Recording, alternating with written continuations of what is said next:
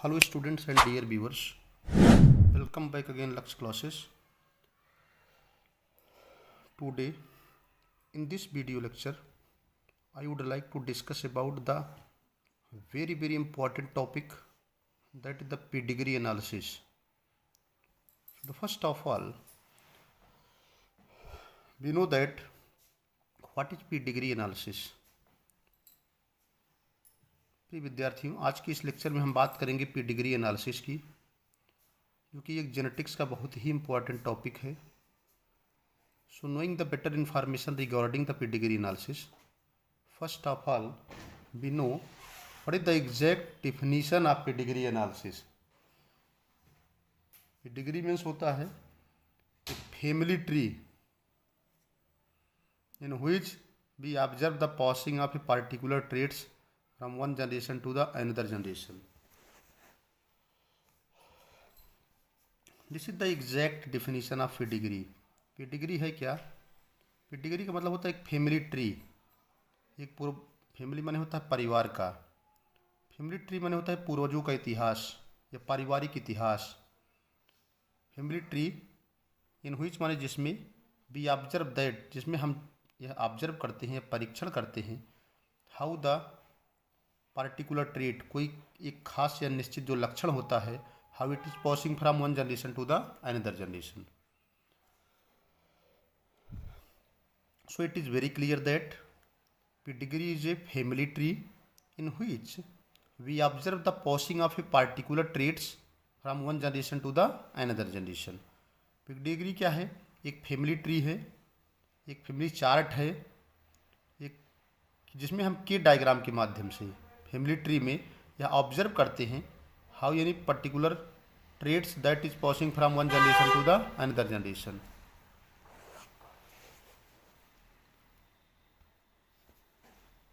A series of symbol are used to represent the different aspect of the pedigree are as follows. ये series of symbol माने एक क्रम से बहुत सारे सिंबल लिए गए हैं, एक क्रम से बहुत सारे चिन्ह लिए जाते हैं, that are use to represent, इनका प्रयोग हम करते हैं रिप्रेजेंट माने प्रदर्शित करने के लिए different aspect of the pedigree. तो एक क्रम से बहुत सारे सिंबल, एक क्रम से बहुत सारे चिन्ह या प्रतीक लिए जाते हैं, जिनका प्रयोग हम पेडिग्री के विभिन्न एस्पेक्ट को, पेडिग्री के विभिन्न चरणों को प्रदर्शित करने के लिए करते हैं. That are as follows. इनका वर्णन नीचे दिया जा रहा है. जैसे हम कैसे रिप्रेजेंट करते हैं. ये स्क्वायर डायग्राम है, ये कहीं कलर्ड नहीं है, इट इज़ वैकेंट. ये मेल को रिप्रेजेंट करता है. This is also is rounded structure that is also vacant. ये फीमेल को रिप्रेजेंट करता है. Squarish and rounded both are fill. ये कलर देखिए फिल हुआ है, क्रॉस कलर का कलर इंडिकेशन है. इसका मतलब है कि अफेक्टेड है. ये मेल भी अफेक्टेड है और फीमेल भी है. That is the affected male and female.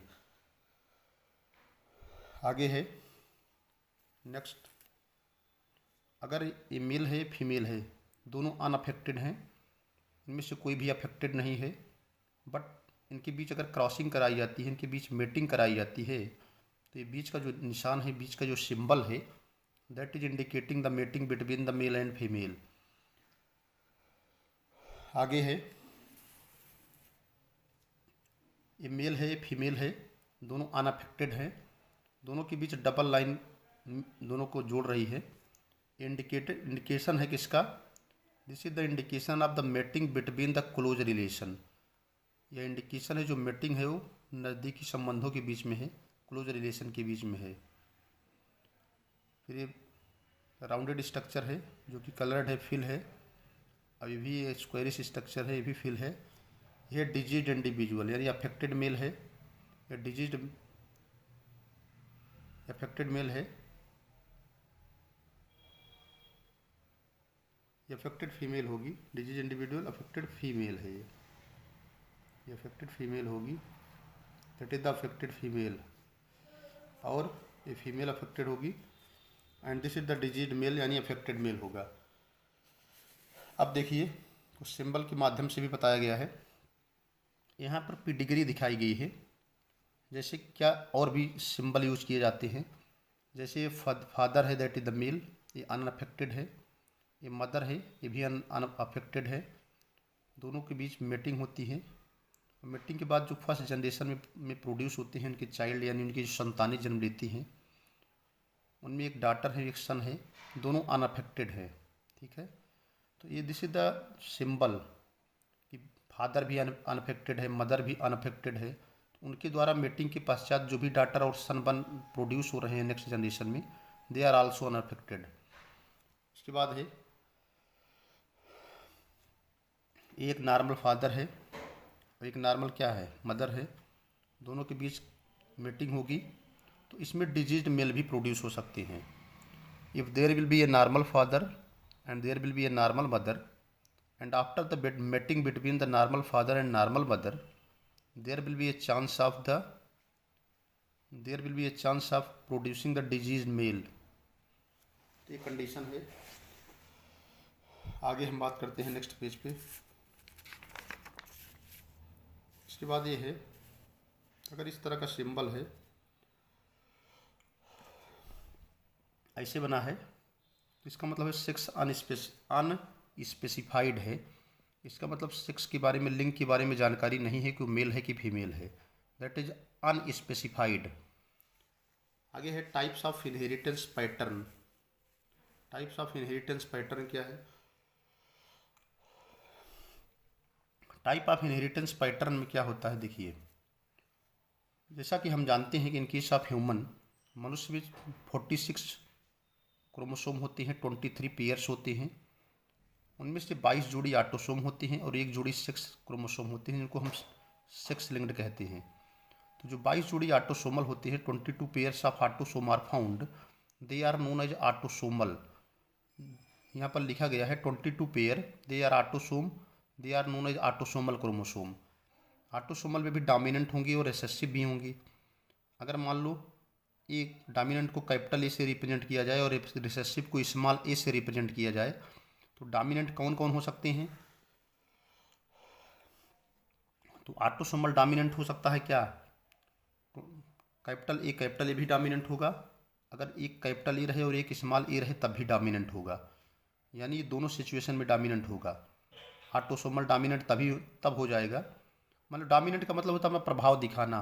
अगर कोई ऑटोसोमल डिजीज है, उसका प्रभाव कब दिखेगा? अगर उस पर डोमिनेंट जीन होंगे, कैपिटल ए तब भी वो एक्सप्रेस करेगा, कैपिटल ए स्मॉल होंगे तब भी एक्सप्रेस करेगा। रिसेसिव में क्या है? रिसेसिव में कोई भी डिजीज या कोई भी डिसऑर्डर तभी एक्सप्रेस होगा जब उसके दोनों एलील जो है रिसेसिव होंगी, जैसे स्मॉल ए और small a. If both alleles are recessive in manner, then that particular individuals में बी डिजीज्ड। जब तक दोनों रिसेसिव जो है एलील नहीं होगी तब तक वह डिजीज नहीं होगा। तो ये जो 22 पेयर है, ये ऑटोसोम है और एक नीचे जो है सेक्स क्रोमोसोम है, एक एक्स है और एक वाई है। तो सेक्स लिंक्ड जो होते हैं इसमें भी दो प्रकार के होते हैं, डोमिनेंट और रिसेसिव। जो डोमिनेंट्स होते हैं उनको कैपिटल एक्स और कैपिटल एक्स से, और जो रिसेसिव होते हैं, देखिए डोमिनेंट में क्या है, अगर एक भी एक्स पे कोई डिजीज या डिसऑर्डर के जीन लगे हैं तो डोमिनेंट हो जाएगा। लेकिन रिसेसिव में ऐसा नहीं है। रिसेसिव में जब तक दोनों एक्स क्रोमोसोम पे डिजीज या डिसऑर्डर के जीन्स नहीं होंगी तब तक यह रिसेसिव जो है डिजीज को एक्सप्रेस नहीं करेगा। So we have always keeping in mind that, हमको हमेशा दिमाग में रखना है कि डोमिनेंट का एक्सप्रेशन तो एक भी एक्स क्रोमोसोम पे अगर वो डिसऑर्डर के जीन पाए जाएंगे तो हो जाएगा, लेकिन रिसेसिव में यह एक्सप्रेशन तभी होगा, जैसे कलर ब्लाइंडनेस है, हीमोफीलिया है, ये तब तक कोई भी फीमेल कलर ब्लाइंड नहीं होगी या कोई भी पर्सन कलर ब्लाइंड नहीं होगा जब तक उसके दोनों एक्स क्रोमोसोम पे रिसेसिव एलील नहीं पाए जाएंगे। आगे बात करते हैं, let us be move forward.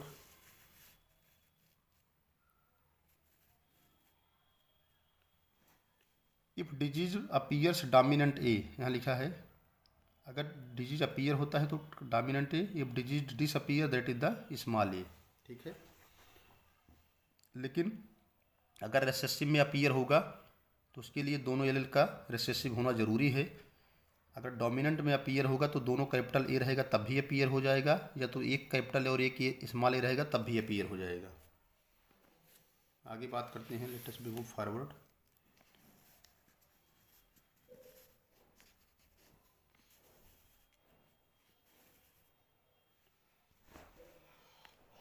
यहाँ पर कुछ पॉइंट्स दिए गए हैं।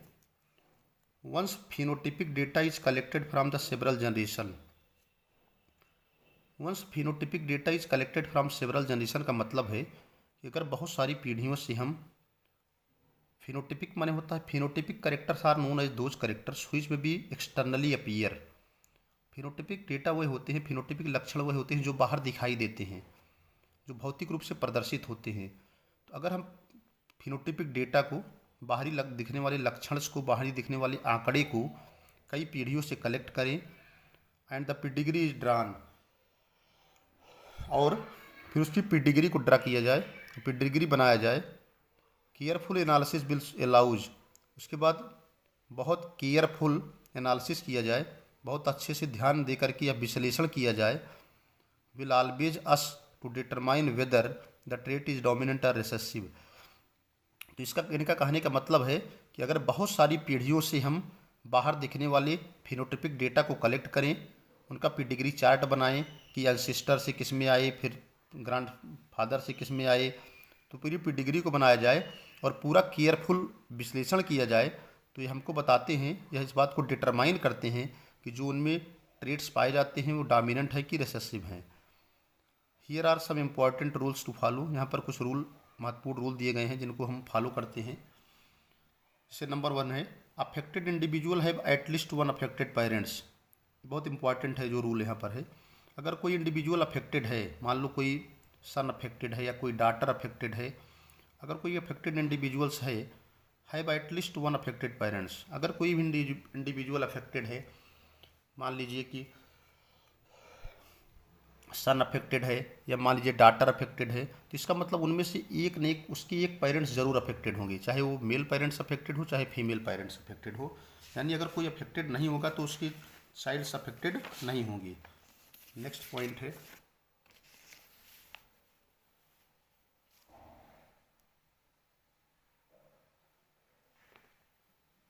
The phenotype generally appears in every generation.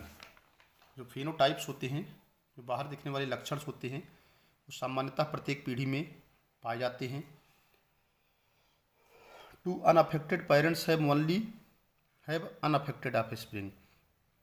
दो जो अनअफेक्टेड पेरेंट्स होते हैं, जो दो अप्रभावी पेरेंट्स होते हैं, टू अनअफेक्टेड पेरेंट्स का मतलब होता है दो ऐसे पेरेंट्स जो अफेक्टेड ना हो, जो डिजीज ना हो, जो डिसऑर्डर से ग्रसित ना हो। Only have unaffected offspring. केवल ऐसे ही अनअफेक्टेड पेरेंट्स जिनमें कोई डिजीज नहीं है, कोई डिसऑर्डर नहीं है, उन्हीं के बच्चे जो होंगे, जो है वो अनअफेक्टेड होंगे, यानी उनकी संतानें जो है अनअफेक्टेड होंगी। आगे है, the genetic disorder of human being can be dominant और रिसेसिव फिनोटाइप। जो भी जेनेटिक डिसऑर्डर हैं, जो कि आनुवंशिकी जो कमियां हैं ह्यूमन बींग्स में, वो डोमिनेंट हो सकती हैं अथवा रिसेसिव फिनोटाइप हो सकती है। और कैन बी ऑटोसोमल या ऑटोसोमल हो सकती है, और एक्स लिंक्ड भी हो सकती है। The 4 categories of the disorder are disease are of the following type. 4 तरह के जो डिसऑर्डर हैं या 4 तरह के जो डिजीज हैं वो नीचे दिए जा रहे हैं। पहला है ऑटोसोमल रिसेसिव डिसऑर्डर, दूसरा है autosomal dominant disorder, x linked recessive disorder, x linked dominant disorder. इसमें हम पहले बात करने चले हैं autosomal recessive disorder. Autosomal recessive disorder कब होगा, या जैसे ऑटोसोमल के बाद रिसेसिव डिसऑर्डर दिया गया है, तो रिसेसिव का मतलब आप पहले ही समझिए। ऑटोसोमल का मतलब इसके जीन्स ऑटोसोम पर हैं, इसके जीन्स जो है 22 पेयर में से किसी पेयर पे होंगे, 1 से लेकर 22वें तक होंगे, सेक्स क्रोमोसोम पर स्थित नहीं होंगे। ऑटोसोमल का मतलब होता है the disorder of such kind of genes, they are situated or they are located at the autosome, they are not located on the sex chromosome। इसमें जो कैपिटल है ये डोमिनेंट का है, कैपिटल ए स्मॉल ए भी डोमिनेंट का है। तो अगर कैपिटल ए जीन्स रहेगा, कैपिटल ए स्मॉल रहेगा तो अनअफेक्टेड रहेंगे, यानी डिसऑर्डर नहीं होगा। इसमें डिसऑर्डर तभी होगा जब दोनों स्मॉल ए रहेंगे, तभी अफेक्टेड होंगे। ये बात ध्यान में रखना है। क्योंकि ऑटोसोमल रिसेसिव डिसऑर्डर है, तो इसका मतलब इस तरह के डिसऑर्डर उन्हीं इंडिविजुअल्स में होंगे जिनमें दोनों एलील स्मॉल होंगे, यानी स्मॉल ए होगा। ठीक है, तो पहला इसकी जो करेक्टर्स है, जो फर्स्ट इंपॉर्टेंट करेक्टर्स है, स्किप ऑफ जनरेशन होती है। स्किप ऑफ जनरेशन का मतलब होता है स्किन जनरेशन गैप होती है। अगर एक पीढ़ी में डिजीज है तो दूसरे पीढ़ी में डिजीज नहीं होगा, फिर तीसरी पीढ़ी में होगा, तीसरी में होगा तो चौथी में नहीं होगा, फिर पाँचवीं में होगा, यानी एक जनरेशन गैप करके होगा। It means that in any one generation the disease is not found. इसका मतलब है कि किसी एक पीढ़ी में यह बीमारी नहीं पाई जाती है। आगे है unaffected parents have affected offspring. जो अनअफेक्टेड पेरेंट्स होते हैं, अप्रभावित माता पिता जो होते हैं, उनकी संतानें जो होती है, जो अनअफेक्टेड जो पेरेंट्स होते हैं उनकी प्रभावित संतानें प्रोड्यूस होती हैं। यानी जो अनअफेक्टेड पेरेंट्स हैं उनकी अफेक्टेड ऑफस्प्रिंग जन्म लेती हैं। ये बहुत इंपॉर्टेंट बात है। यानी पेरेंट्स तो अनअफेक्टेड है, लेकिन उनकी जो संतान है, जो उनकी ऑफस्प्रिंग जन्म लेगी, वो अफेक्टेड हो सकती है। एग्जाम्पल है कौन? ऑटोसोमल रिसेसिव डिसऑर्डर के कुछ एग्जाम्पल हैं। सिकल सेल एनीमिया है, सिस्टिक फाइब्रोसिस है, थैलेसीमिया है, एल्बिनिज्म है, फेनिलकेटोनुरिया है और गाउचर डिजीज है। सब तमाम जेनेटिक डिसऑर्डर है। These are the 6 genetic disorder which we have to be mention here. They comes under the heading of autosomal recessive disorder, but we have to be keeping in mind that these kind of disorder or these kind of genetic disorder, their genes or you can say they are found only in those individuals they have containing both the alleles in recessive manner। ये उन्हीं में होगा जिनमें ये दोनों small ए क्या होंगे, recessive manner में होंगे। आगे हैं, अगर इनकी पेडिग्री बनाया जाए तो कैसे होंगे, देखिए।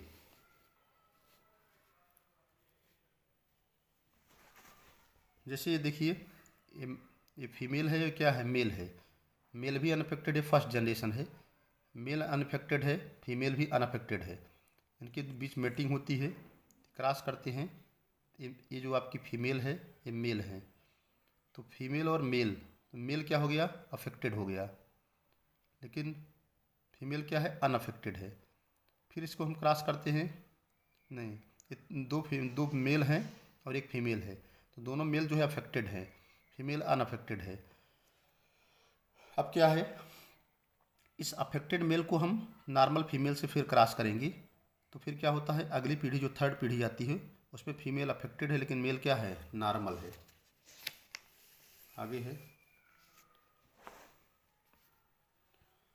यहाँ पर देखिए, this is the normal female and this is the normal male. दोनों के बीच मेटिंग होती है, तो इस तरह के 3 संतानें जन्म लेती हैं। एक नॉन अफेक्टेड यानी अनअफेक्टेड मेल, एक अफेक्टेड मेल, एक अफेक्टेड फीमेल।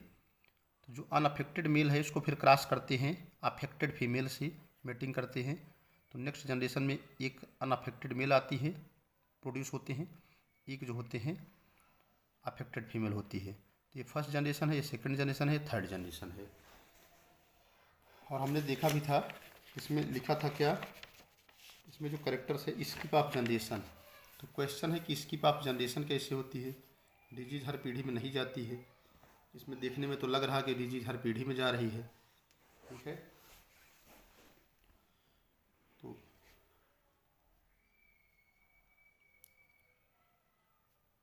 इसमें देखिए, यहाँ के बाद यहाँ पर आती है, लेकिन इनसे यहाँ डिजीज नहीं आ रहा है, इनको हम जहाँ यहाँ से क्रॉस करते हैं तब ये डिजीज आ रहा है, ठीक है। तो इसे दोनों के बीच मेंटेन करते हैं तो यहाँ डिजीज हो रहे हैं, लेकिन इनसे ये डिजीज नहीं आ रहा है डायरेक्टली। तो इनको जब हम नॉर्मल से क्रॉस करते हैं तब ये डिजीज आ रहे हैं। तो इसकी आप जनरेशन यानी गैप को रिप्रेजेंट करते हैं। आगे है, सेकंड है autosomal dominant disorder. Autosomal dominant disorder कब होंगे, ध्यान दीजिएगा। पहली बात तो the genes for such kind of disorder are found on the autosome. पहली बात तो इस तरह के जीन्स जो होते हैं कहाँ पाए जाएंगे, ऑटोसोम पे। दूसरी बात क्या है, डोमिनेंट है यानी प्रभावी हैं। इसका मतलब है कि कैपिटल ए जीन अगर एलील रहेगा या कैपिटल ए स्मॉल रहेगा तो इंडिविजुअल अफेक्टेड हो जाएगा। स्मॉल ए रहेगा तो अनअफेक्टेड रहेगा क्योंकि डोमिनेंट जुड़ा है।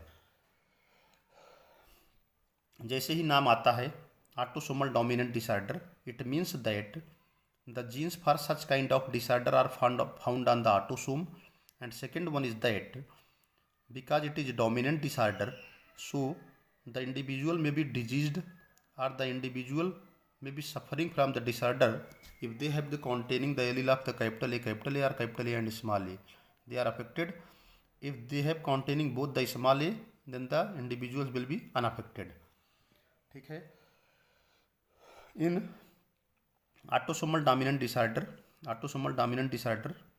the normal allele is recessive. Autosomal dominant disorder में जो नॉर्मल एलील होता है वो रिसेसिव होता है, and abnormal allele is dominant, और जो असामान्य एलील होता है वो प्रभावी होता है। यानी जो नॉर्मल एलील होता है वो तो रिसेसिव रहेगा, लेकिन जो एबनॉर्मल एलील होगा वो क्या होगा, डोमिनेंट होगा।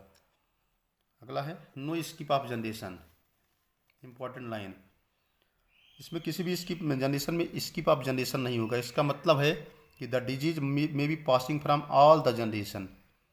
अगला है अफेक्टेड पर्सन, यानी पेरेंट्स हैव अनअफेक्टेड ऑफस्प्रिंग। जो प्रभावित पर्सन होंगी, प्रभावित पेरेंट्स होंगी, उनकी अप्रभावित संतानें जन्म लेंगी। यानी पेरेंट्स तो अफेक्टेड रहेंगे लेकिन उनकी जो संतानें होंगी, उनकी जो ऑफस्प्रिंग्स होंगी वो अनअफेक्टेड होंगी। ऑफस्प्रिंग माने संतानें। ठीक है, तो इतनी बात रखिएगा। इन ऑटोसोमल डोमिनेंट डिसऑर्डर में जो नॉर्मल एलील होगा वो रिसेसिव रहेगा, जो नॉर्मल एलील होगा वो रिसेसिव रहेगा, लेकिन जो एबनॉर्मल एलील होगा वो डोमिनेंट होगा। इसमें स्किप ऑफ जनरेशन नहीं रहेगा, यानी डिजीज हर पीढ़ी में ट्रांसफ़र होगा। दूसरी बात, जो अफेक्टेड पेरेंट्स होंगे, जो डिजीज पेरेंट्स होंगे, जो डिसऑर्डर से ग्रसित पेरेंट्स होंगी, उनकी जो संतानें होंगी वो अनअफेक्टेड होंगी। जस्ट एग्जाम्पल है हंटिंगटन डिजीज और मार्फन सिंड्रोम। ठीक है, अब आगे बात करते हैं। नेक्स्ट जो है कुछ और एग्जाम्पल देते हैं। जैसे देखिए, ये दोनों डिजीज्ड हैं, यहाँ फीमेल भी डिजीज्ड है, मेल भी डिजीज्ड है। ये पेरेंट्स दोनों डिजीज्ड हैं फर्स्ट जनरेशन में। ठीक है, तो ये बीमारी अगली पीढ़ी में ट्रांसफ़र हो गई। देखिए, इसके दो मेल ऑफस्प्रिंग है, इसमें से एक मेल ऑफस्प्रिंग जो है अफेक्टेड है, फीमेल भी अफेक्टेड है। फिर इसको नॉर्मल मेल से जो है नॉर्मल फीमेल से फिर क्रॉस करते हैं। यहाँ पर अफेक्टेड मेल है, इसको नॉर्मल फीमेल से मेटिंग कराते हैं, तो अगली जनरेशन जो थर्ड जनरेशन आती है उसमें एक अफेक्टेड फीमेल है और एक नॉर्मल क्या है, मेल है। देख रहे हैं, नो स्किप ऑफ जनरेशन। बीमारी यहाँ भी फर्स्ट जनरेशन से सेकंड में आई, सेकंड से कहाँ आई, थर्ड में आई।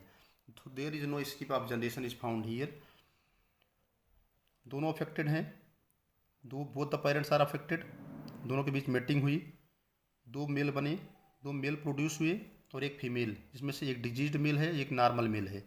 फिर डिजीज्ड मेल को नॉर्मल फीमेल से क्रॉस करते हैं, तो अगली पीढ़ी जो थर्ड आती है उसमें एक डिजीज्ड मेल है और एक डिजीज्ड फीमेल है, एक नॉर्मल मेल है और एक डिजीज्ड फीमेल है।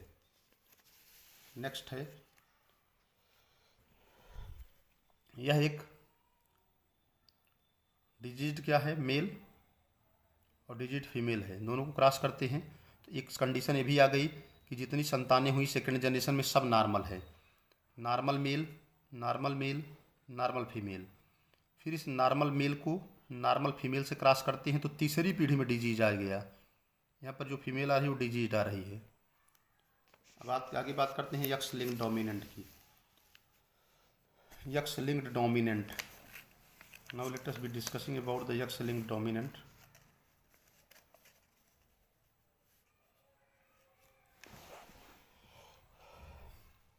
एक्स लिंक्ड डोमिनेंट, इसका मतलब है कि the disease for such kind of the genes for such kind of disease are located on the sex chromosome, either they are situated on the X chromosome और they are located on the Y chromosome, but generally they are known as x linked. तो X linked dominant का मतलब है इसके genes X chromosome पे होंगी। Female married to unaffected makes pass the condition 1 to half their son and daughter।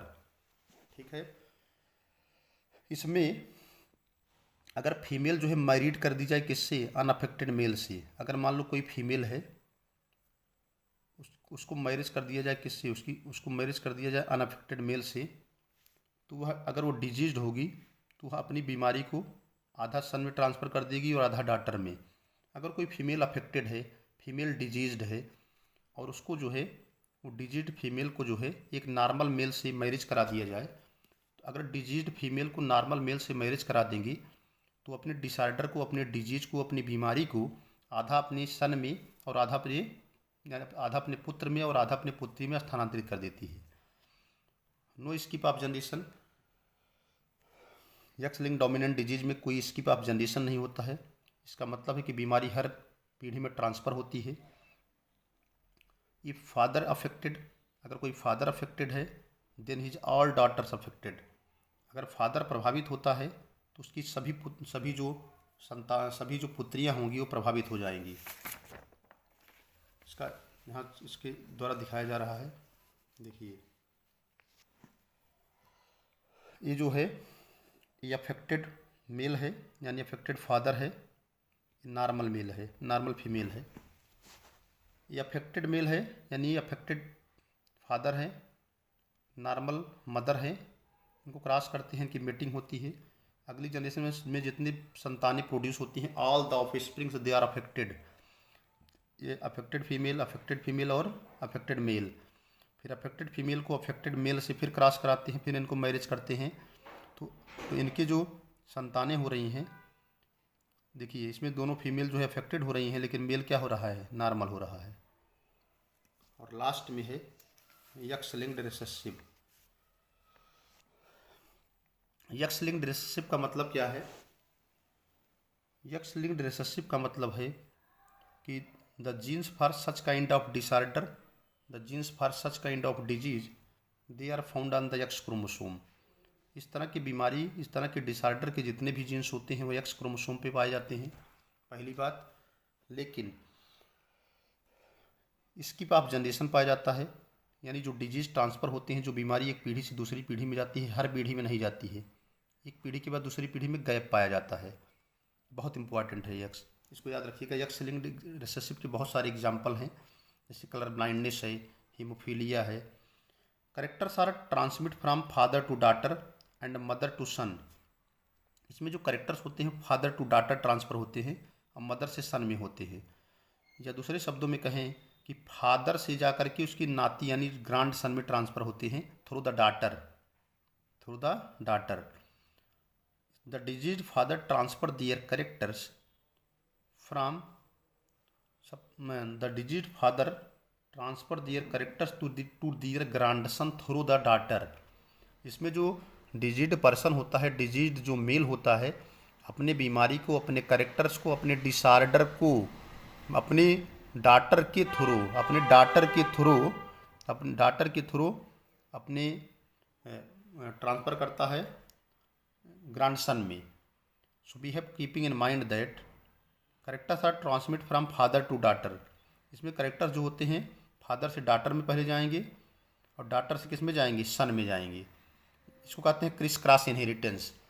Chris cross inheritance means that the characters are disorder may be passing from affected male to their grand sun through the daughter.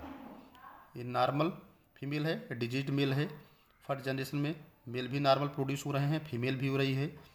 Normal female को normal male से cross करते हैं तो आधे जो होते हैं, एक मेल डिजीज्ड है, एक फीमेल डिजीज्ड है, एक मेल नॉर्मल है, एक फीमेल नॉर्मल है। इसका होता क्या है देखिए, तो यहाँ पहली पीढ़ी में तो दोनों नॉर्मल हैं, लेकिन जो नॉर्मल फीमेल को नॉर्मल मेल से क्रॉस करते हैं तो जो थर्ड पीढ़ी आती है ये थर्ड जनरेशन है। ठीक है, ये हो गई फर्स्ट, ये हो गई सेकंड और ये हो गई थर्ड। इसमें होता क्या है कि एक अफेक्टेड मेल है, एक अफेक्टेड फीमेल है, एक अनअफेक्टेड मेल है, एक अनअफेक्टेड फीमेल है। आगे देखते हैं, इसके एग्जाम्पल्स देख लेते हैं।